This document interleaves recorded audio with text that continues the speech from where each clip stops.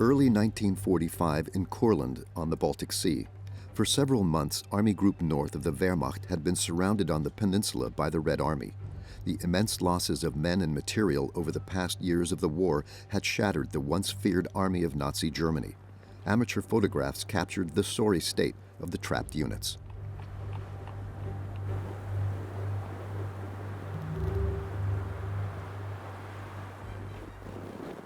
Nazi propaganda, on the other hand, still clung to the myth of military strength. The newsreel shows the commissioning of so-called Volksgrenadiere in the homeland. Diese Waffen werden Ihnen heute zu treuen Händen übergeben. Die Heimat schafft sie Ihnen in schwerer Arbeit, oft unter frontnahen Bedingungen. So gehen Sie mit Freude und Eifer an Ihren Dienst, immer Ihre Pflichten vor Augen, damit Sie am Kampfe um die Erhaltung des Reiches die besten Grenadiere des Führers sind. Volkssturm men, youths, and stragglers formed the personnel of the newly formed units. What was particularly perfidious, even in a hopeless military situation, the men swore an oath to the Führer.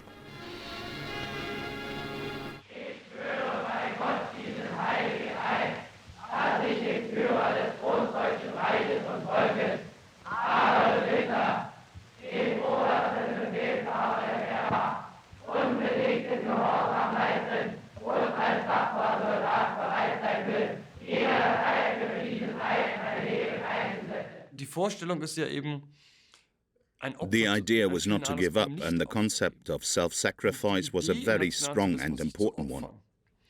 That's why Hitler thought the war navy was so great, because they went down with man and mouse. He thought that was great. That was the way to do it.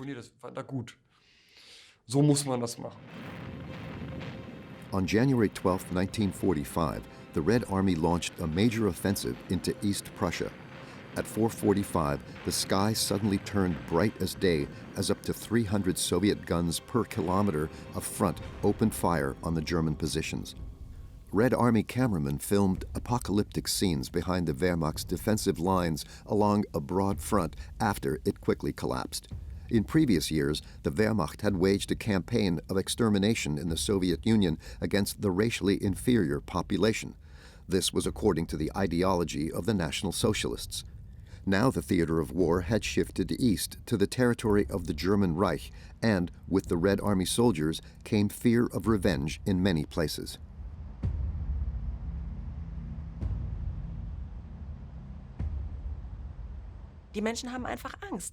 People were simply afraid. They were told that the subhumans of the Red Army were coming. They also knew what sort of atrocities had been committed before in the Soviet Union. So it was a mixture of prejudices and a real fear of Red Army brutality. And people recognized what crimes Nazi Germany had committed, and they knew people would want to take revenge. In view of these prospects, many of the approximately 2.5 million people who lived in East Prussia at the time wanted to leave their homeland as quickly as possible and flee to the west. But there was a problem. The Nazis forbade escape for a long time. They wanted the positions to be held, and thus to be able to counter the Red Army, which contributed to the fact that the escape then took place so abruptly. People left at the last minute with makeshift luggage and were often wiped out in the course of the war.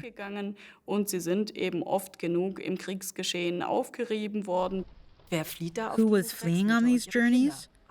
Mothers with children and old men, which meant, as always in war, it hit the weakest, who had to fend for themselves and who were held responsible for the failure of an entire nation, as well as a lack of evacuation plans.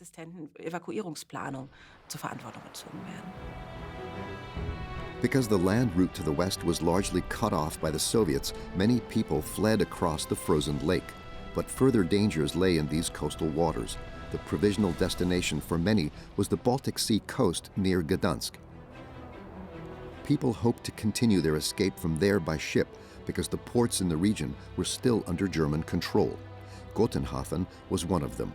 It was there, on the 30th of January 1945, that thousands of people boarded the Wilhelm Gustloff. The ship had previously enjoyed nationwide fame. Adolf Hitler had personally traveled to Hamburg in May of 1937 for its launching. Ich taufe dich auf den Namen Wilhelm Gustloff. For years, the ship had served as a cruise ship for the Nazi organization. Kraft durch Freude, strength through joy. Party comrades relaxed on its decks during cruises through the Mediterranean and North Sea. Now, the ship was supposed to help bring refugees and soldiers to the West. It was overloaded with thousands of people on board when it set sail. Because of the heavy weight, the captain selected a course through deep water. This led the ship far out into the Baltic Sea, where the Soviet Navy also cruised.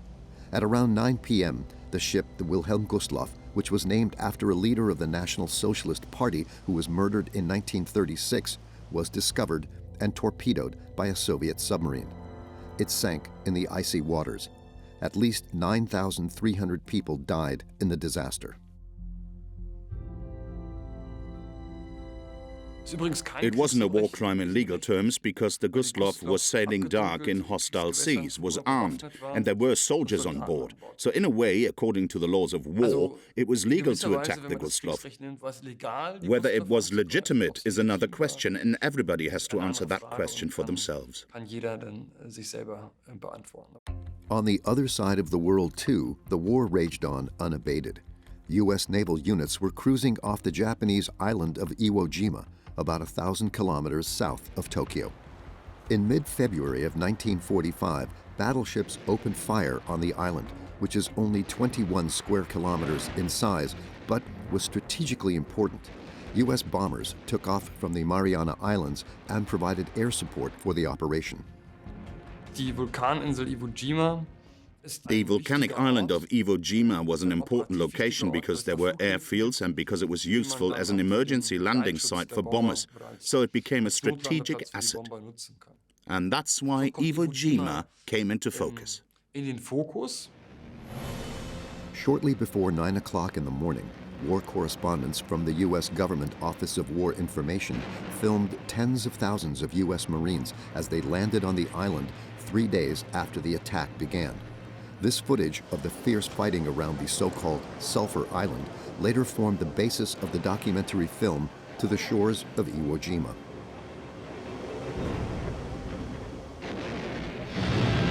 We run into trouble on Green Beach. From their fortified positions on Mount Suribachi, the Japs look right down our throats. In addition to the cameramen, there were also photographers among the war correspondents. A few days after the start of the landing operation, one of them captured U.S. Marines raising the U.S. flag on the summit of the extinct volcano, Mount Suribachi. Although it was only a reenactment of a previous raising of the Stars and Stripes, the photo has gone down in history. World War II was a war of images, yes. Out of millions of photos, we have 5 or 6 photos that we all know.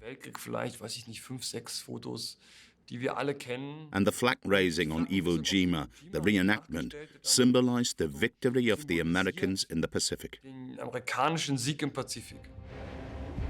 But it would be several months before American victory in the Pacific was achieved. The fighting around Iwo Jima alone raged on for weeks after the photograph was taken on the volcano's summit. The Japanese defenders pursued bloody tactics. The commander was fully aware that he wouldn't be able to defend the island. The goal was to inflict as many casualties on the Americans as possible, so that the war would become unpopular, and that the war would then be stopped. That didn't succeed. But nevertheless, the number of dead was immense. More than 6,800 Marines died before the island was completely taken. Added to this, there were nearly 20,000 wounded. On the Japanese side, a large part of the approximately 20,000 defenders lost their lives. only 216 surrendered to the enemy. Overall, the Americans were very surprised by the Japanese willingness to make sacrifices, which were shown in the operations of the defense of Iwo Jima. No one actually believed that the Japanese would really fight so rigorously to the last man. And that played a very big part in the Americans' change in their mind, because at some point they said, we're going to have to end the war differently. Japanese troops were not just vehemently resisting the threat of defeat on Iwo Jima. Since October of 1944, their commanders in the Pacific had been using a new approach, kamikazes. Pilots swooped down on enemy warships in their planes, risking their own deaths. Vice Admiral Takajiro Onishi, commander of the Japanese Naval Air Forces, had developed the idea. That was, of course, a complete shock for the Americans. They hadn't expected it. It was a completely new form of warfare. They hadn't expected that willingness to make sacrifices.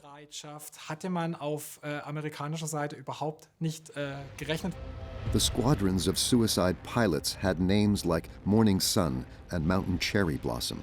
It was not difficult to recruit fanatical new blood for these suicide missions. However, if you look at it in terms of results, it wasn't very efficient. A lot of planes were shot down by US defenses, and even the ones that did get through had little effect. It was more of an element of shock. Images like these contributed to this. This footage from January 21st, 1945 documented the aftermath of a kamikaze attack on the USS Ticonderoga near the Formosa Strait.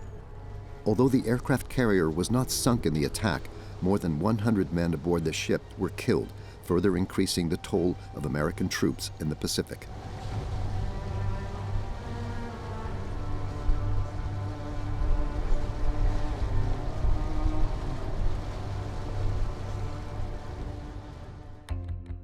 Almost 2 weeks later, the Big Three of the anti-Hitler coalition met at the Soviet seaside resort of Yalta. For years, Great Britain, the Soviet Union, and the United States had been united against Nazi Germany. Now, the war in Europe seemed to be decided in their favor. Its end was just a matter of time. British Prime Minister Winston Churchill, Soviet dictator Joseph Stalin, and U.S. President Franklin D. Roosevelt made plans for the future and fleshed out the agreements of a post-war order that they had agreed on at the Tehran summit about a year earlier. The Big Three gathered at Yalta, and now the issue of the westward shift of Poland was decided, and it was clear that there would be occupation zones, and there was also discussions about what would happen in the Pacific. So far, the Soviet Union had not taken part in the fighting against Japan. The U.S. president, who was in poor health, wanted to change this in order to end the war in the Pacific quickly and to avoid further heavy losses. There, Roosevelt approached Stalin and negotiated with him and said, "We need you in the Pacific." And he got a promise from Stalin that the Red Army would attack in Europe 3 months after the end of the war, which they did to the day. In return, the Western Allies pledged to further expand their support for the Red Army by bombing the German Reich. 2 days after the end of the summit, Dresden became the focus of their air force.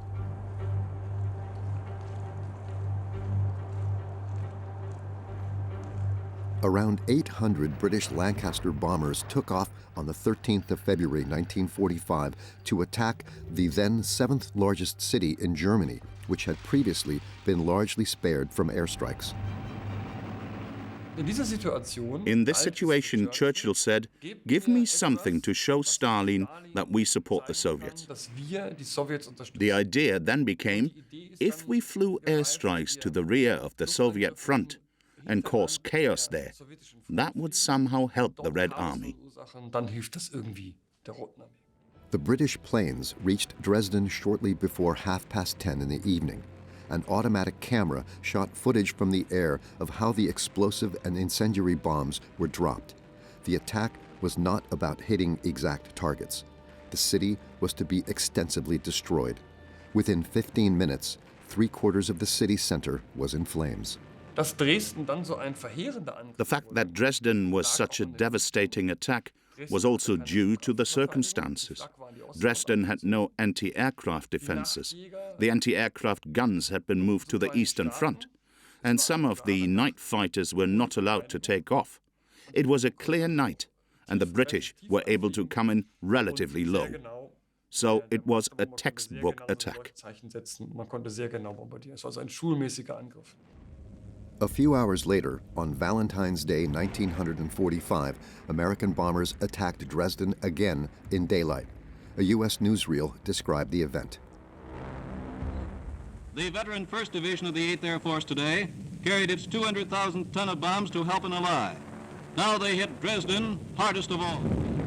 A total of 4 waves of attacks hit the important transport hub on the Elbe. The Blitz here, blasting away for the Russians now 45 miles away, links the two-front Allied drive from east and west on Berlin. The consequences of the Anglo-American airstrikes were devastating. It was estimated that up to 25,000 people fell victim to the bombs. "I never believed," said an official at the Dresden Missing Persons Center who described his impressions, "that death could approach people in such different forms: burned, charred, dismembered, apparently sleeping peacefully, contorted in pain, completely cramped, clothed, naked, and as a pitiful heap of ashes, and above it all, the acrid smoke and the unbearable smell of decay." Images taken months after the attacks gave an idea of the scale of the disaster. Meanwhile, on the Western Front, the Wehrmacht was falling further into a defensive mode. In the fall of the previous year, the Allies had liberated Aachen, the first major German city. In December of 1944, a surprising German offensive in the Ardennes initially led to a slowdown of the Anglo-American advance. Only after the complete defeat of the German counterattack in January 1945 could U.S. forces fully concentrate on the advance eastward again. They encountered fierce resistance at Jülich. A German newsreel reports. Bei Jülich gehen deutsche Eingreifreserven zum Gegenstoß über.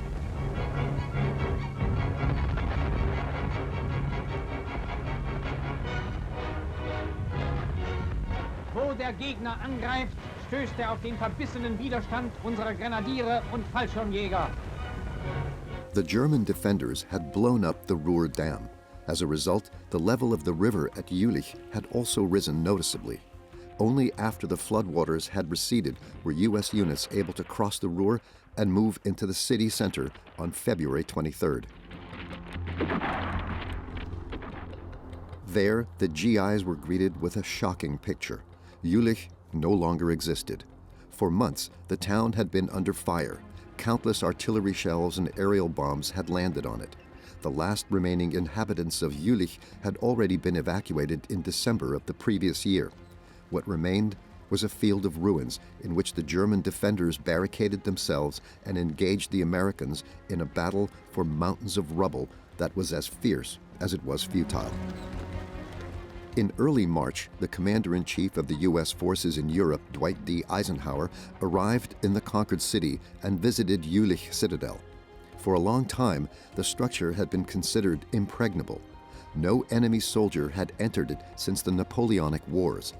Eisenhower's propaganda photographs from the citadel were intended to convey confidence and make it clear that there was no doubt that the entire German Reich would be conquered just like the centuries-old fortress. Meanwhile, in the east, the Red Army continued its advance unabated.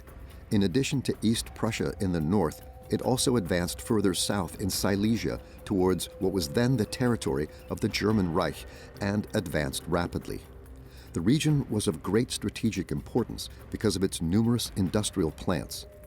"Our tanks have crushed everything," wrote a Red Army soldier in his diary on January 23rd. Their tracks flattened wagons, horses, and everything else that was on the road.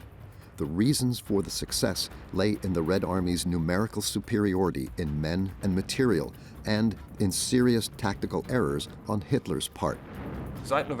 In November of 1943, Hitler focused his emphasis on the West. In 1944, it went all wrong. But he still had the feeling that he had to fight the West allies who had pushed back the Germans from their new territories. And that at a time when the Red Army launched their greatest attack on the Neitzel River. By doing so, he made himself Stalin's best alliance partner. In recent years, many Germans had fled from the bombing raids of the Western Allies to Silesia, which had long been spared the air war. With the advance of the Soviets, they now found themselves in the middle of the war. Similar to East Prussia, many people there had only one goal: to flee from the Red Army. Die Rache wird fürchterlich sein, denn das, was wir The revenge will be terrible, oder während des sogenannten Ostfeldzuges, because what we did in the course of the Eastern Campaign, especially against Soviet civilians, what crimes we committed, that will come back to us as revenge. das wird als Rache zu uns zurückkehren. The fears often proved to be justified. Many Red Army soldiers then actually took revenge for the crimes that the Wehrmacht and SS had previously been guilty of.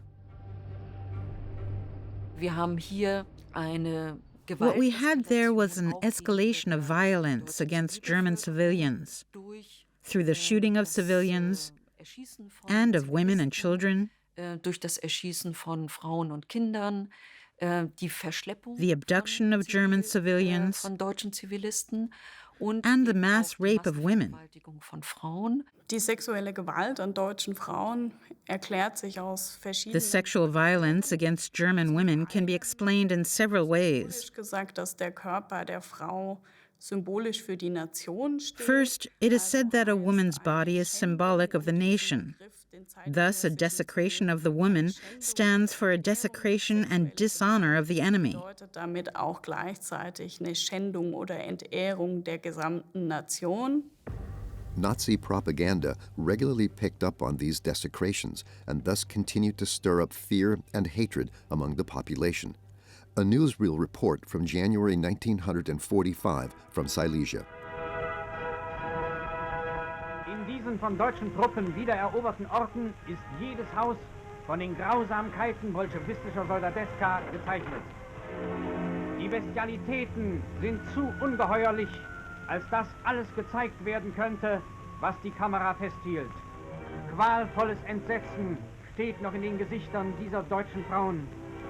Sie berichten von den Tagen namenlosen Grauens, in denen sie wehrlos den vertierten Horden ausgeliefert waren. In unersättlicher Gier durchsuchte und beraubte die sowjetische Soldateska die Wohnungen.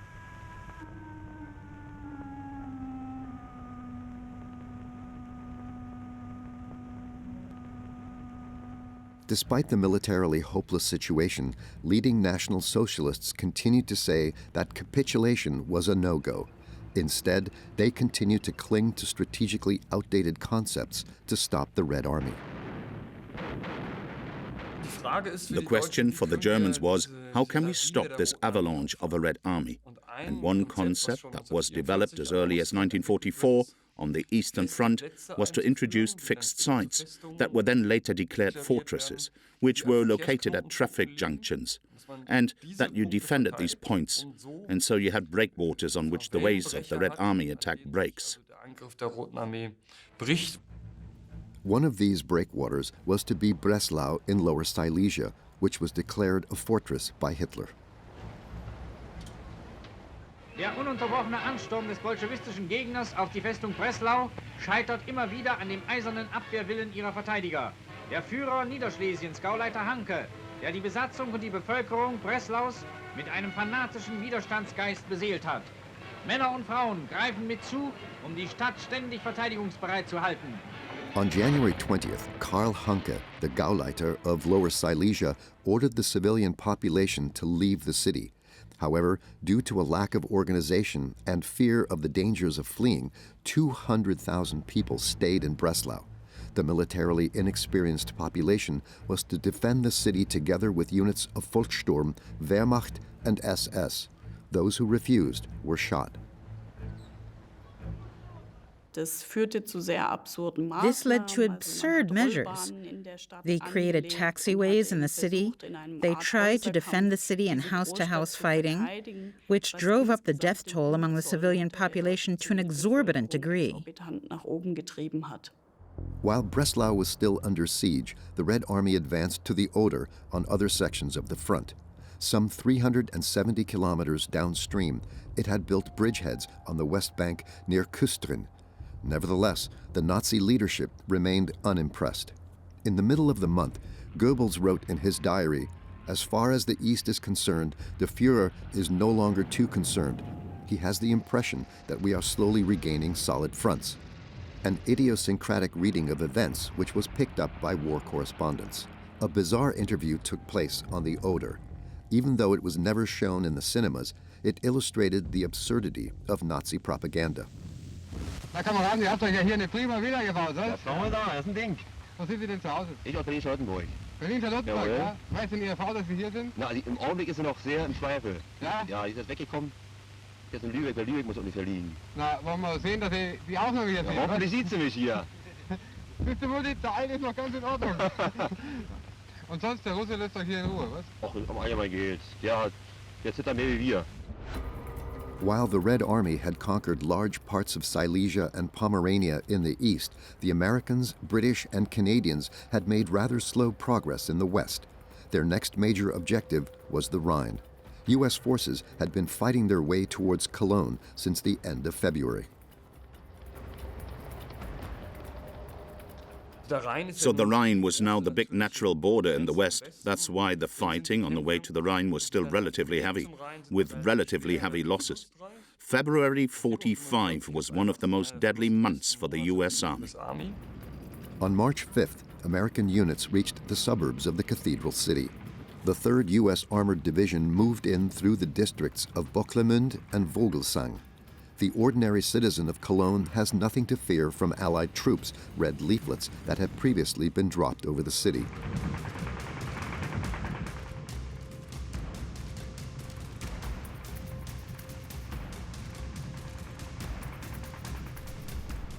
A day later, the GIs fought their way into the city center and witnessed a young woman who was apparently caught between the lines in her vehicle on Christophstrasse.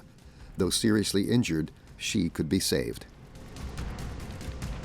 A few hundred meters away, the Americans encountered a last German pocket of resistance near Domplatz. A Panther tank blocked the way to the Rhine, but even it couldn't stop the offensive for long. With one well-aimed hit, it was taken out. Only 3 of the 5-man crew could save themselves from the burning wreck. The last significant resistance had been broken. Late in the afternoon on March 6th, peace returned. In the districts of Cologne on the left bank of the Rhine, the Second World War was over. The next day, the High Command of the Wehrmacht reported succinctly, "The heap of rubble that is Cologne has been left to the enemy." The U.S. military, on the other hand, reported extensively from the conquered city.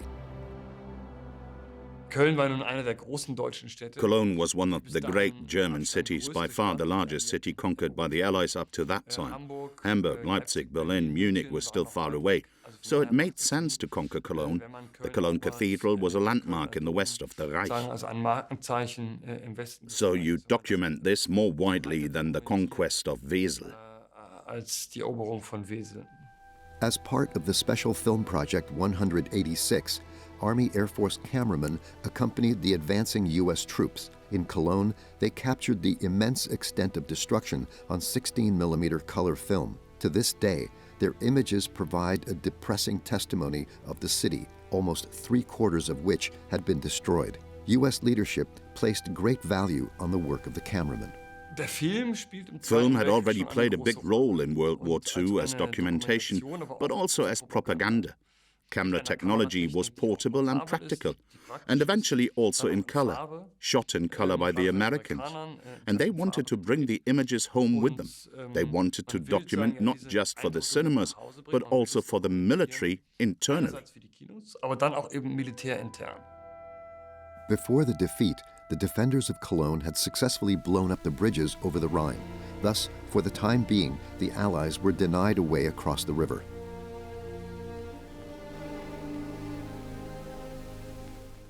A day after capturing Cologne, the Americans pulled off another coup some 55 kilometers upstream.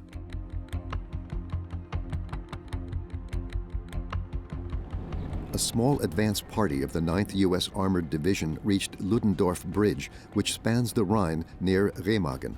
To their surprise, the bridge had not been blown up, and there was also little or no resistance from enemy troops.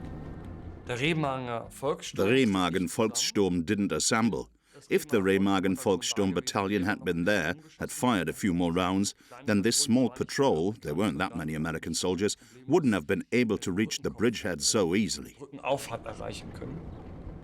The bridge was successfully captured in a surprise attack. The action was reenacted for propaganda purposes a few days later.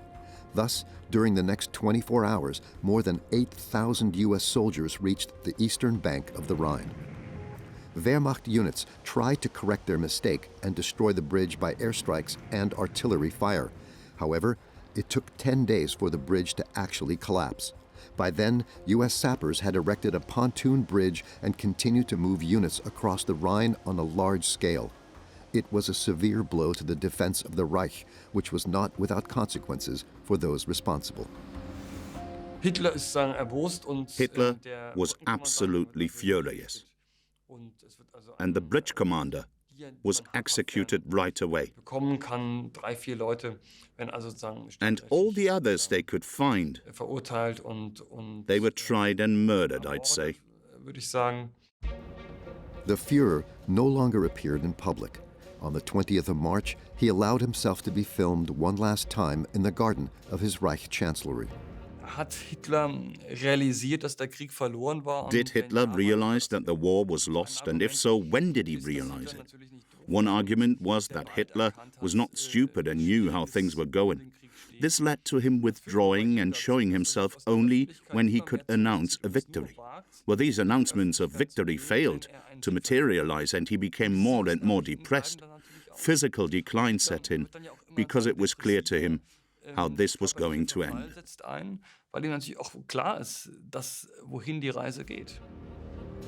Here, the Führer awarded Hitler Youth who had distinguished themselves militarily. The fact that the war was lost does not change the sense of duty to continue fighting. The younger generation in particular fell victim to the inhuman fanaticism. In this last phase of the war, the kids were the last reserve of the Third Reich, very individually as cannon fodder. All of these children were used as cannon fodder for the final battle. Ich war bei unserem ersten Angriff als Befehl des Bandführers als Melder eingesetzt. Ich musste eine sehr wichtige Meldung zu den Sturmgeschützen zurückbringen und diese heranziehen. Diese kamen dann auch nach und so ermöglichten sie uns das Eindringen in das vom Feind besetzte Dorf und so hoben wir die Bereitstellung auf. Als der Russe näher an Lauban heranrückte, habe ich mich dem Kampfkommandanten von Lauban freiwillig als Melder zur Verfügung gestellt.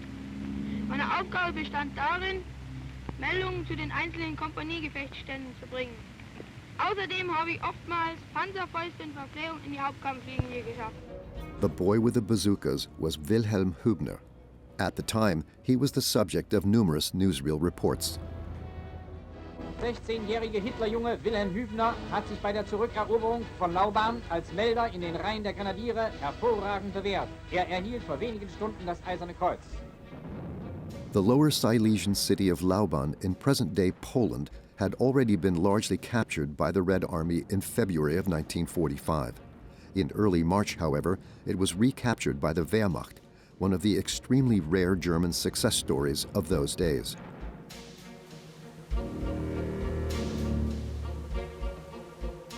Propaganda Minister Joseph Goebbels immediately traveled to the region and shortly afterward gave a fanatical speech in nearby Görlitz. It was his last appearance in a newsreel. Jene Divisionen, die jetzt schon zu kleinen Offensiven angetreten sind und in den nächsten Wochen und Monaten zu Großoffensiven antreten werden, werden in diesen Kampf hineingehen wie in einen Gottesdienst. Und wenn sie ihre Gewehre schultern und ihre Panzerfahrzeuge besteigen, dann haben sie nur ihre erschlagenen Kinder und geschändeten Frauen vor Augen und ein Schrei der Rache wird aus ihren Kehlen emporsteigen, vor dem der Feind erblassen wird.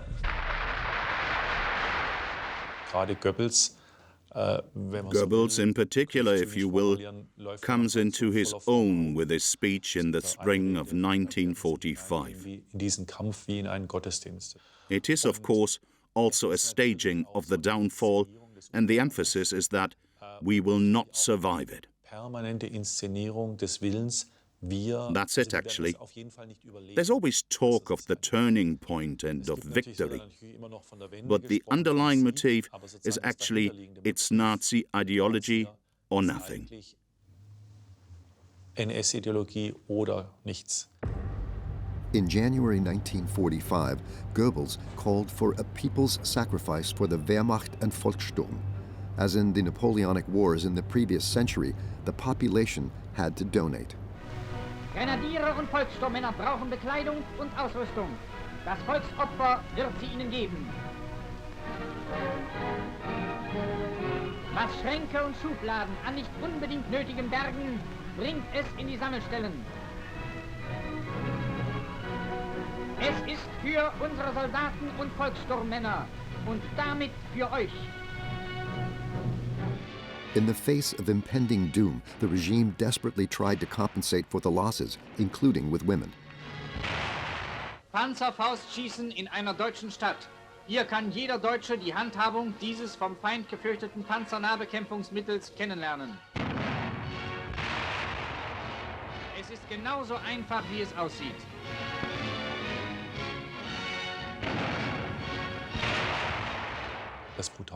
The brutal thing, of course, was the distance of these bazookas, which was a maximum of 100 meters, usually 50, 60, in order to be really effective. Those who fired them, of course, always paid with their lives. Of course, that was also the cynical calculation of the regime. A Volkssturm man who then carried it out, who destroyed an enemy tank, it was the choreography of doom. The territory still under German control was shrinking day by day. According to the will of the Nazi leadership, people had to now sacrifice not only clothes and iron, but also themselves. This was an indication of the regime's lack of inhibition and brute willingness to die, which in the end was ready to open all the floodgates, to discard any form of responsibility and to do everything possible to continue this war, no matter how futile it had become, to the last bullet. On March 19th, 1945, U.S. B-29 superfortresses were loaded with bombs on Saipan, the main island of the Marianas. The target of the long-range planes was the Japanese capital. Mission Commander Major General Curtis E. LeMay had previously made a major decision. As part of Operation Meeting House 2, Tokyo was to be attacked not only with explosive bombs, but also with incendiary bombs. These were also to be dropped over residential areas. An armada of bombers took off from 3 island airfields on the afternoon of March 9th. Each of the more than 300 planes was loaded with 40 cluster bombs, each containing 1,500 napalm bombs. The GIs called them Tokyo calling cards. Original footage of the large-scale night attack is not available. Scenes shot later showed the superfortresses dropping their deadly load. More than 1,600 tons of bombs were dropped from a low altitude over the urban area. Japanese houses were mostly made of wood and paper and immediately burst into flames. Strong westerly winds ignited a firestorm. Up to 100,000 people were reported to have died in the operation. Over 40 square kilometers of the city was destroyed. The attack is still considered the heaviest conventional airstrike in history. Damit wollte man dem japanischen Kriegsgegner ganz klar The intent was to convey the message to the Japanese opponents of the war that Japanese war propaganda had very strongly stirred up the will on the part of the Japanese soldiers to really go to their deaths. auf Seiten der japanischen Soldaten geschürt, wirklich bis in den Tod zu gehen. The fanaticism with which the Japanese military fought was once again evident on Okinawa. The largest island in the Ryukyu chain is located about 500 kilometers off the southern main island of Nippon. The U.S. military had assembled 180,000 troops for an invasion of Okinawa. When the enterprise launched on Easter Sunday, 1945, the GIs initially encountered little resistance. The defenders had retreated into the hinterland, where they put up fierce resistance. Wenn wir an die Schlacht Okinawa denken, hier haben sich sehr, sehr viele... When you think about the Battle of Okinawa, a lot of civilians there were holed up in caves, and Japanese Americans were deployed here to deliver the message in Japanese. Come out of the caves. Surrender. It doesn't make sense for you to kill yourselves or to wait to die by flamethrowers or by hand grenades. But not everyone was willing to give up. For example, teachers would throw themselves and their students to their deaths from cliffs on the island to escape life under U.S. occupation. It would take months before Okinawa could be brought completely under American control. On April 12, 1945, U.S. President Franklin D. Roosevelt died at the age of 63. In a funeral procession through the streets of Washington, Americans bid farewell to their head of state. Vice President Harry S. Truman became his successor. In Berlin, the news caused a furor. Here, you have the miracle I always predicted, Hitler is said to have shouted when he heard of Roosevelt's death. Now, who's right? The war is not lost.